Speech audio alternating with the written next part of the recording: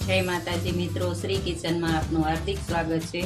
आज આપણે બનાવશું સરગવાની સિંગદાણાના ભૂકા સાથે શાક। તો આ સરગવો બાફીને મીઠામાં લઈ લીધો છે, પછી એક ટમેટું ધોઈને લઈ લીધું છે, અને આ ભૂકો છે સિંગનો, આ રેગ્યુલર મસાલા અને મીઠું, આ કોથમીર અને લીમડાના પાન। તો હવે તમને વઘારીને દેખાડીશ કે કેવી રીતે સરગવાનું શાક બનાવવું। जो मित्रों आ 4 पावरा तेल लई लीधुं छे। तेल आवी गयुं छे, एमां अर्धी चमची धाणा जीरुं, अर्धी चमची जीरुं, अर्धी चमची राई,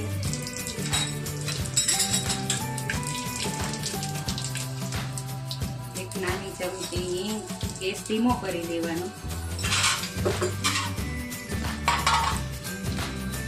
तेमां टमेटा नाखी देवाना।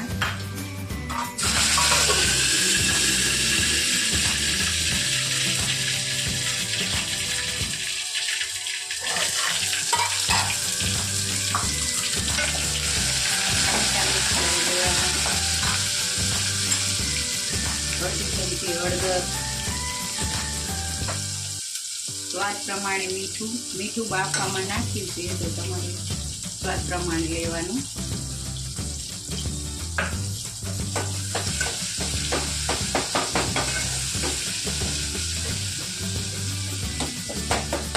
હવે આ ટમેટાને 1 મિનિટ ચડવા દેવાનું।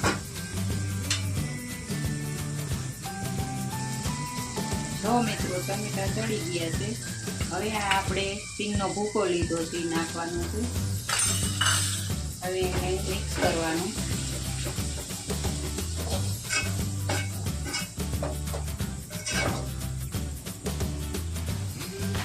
આમાં તેલ છૂટું પડે પછી મરચું નાખવાનું। મરચું નાખ્યા પછી સરગવાની સિંગ નાખવાની।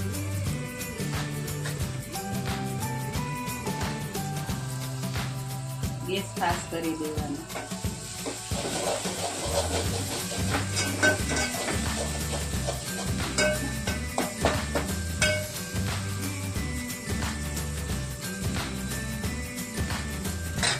માં બહુ સરસ લાગશે। તો તમારે સાવ ભૂકો કરીને નાખવું હોય તોય હાલે।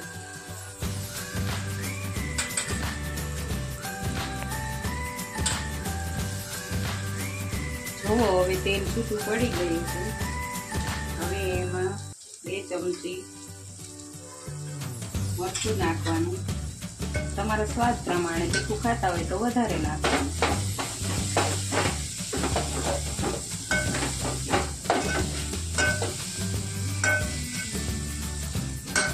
આપણે અડધી ચમચી મરચું નાખીશું।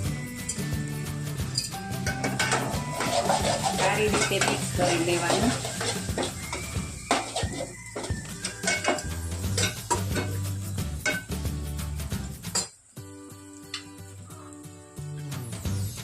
પાછું તેલ ઉપર આવી જાય એટલે સરગવો નાખવાનો।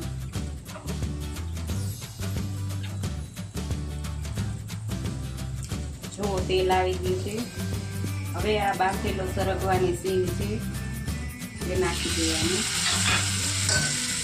ગેસ ધીમો પાછો કરી દેવાનો, કારણ કે નીચે બેસી જશે નકર।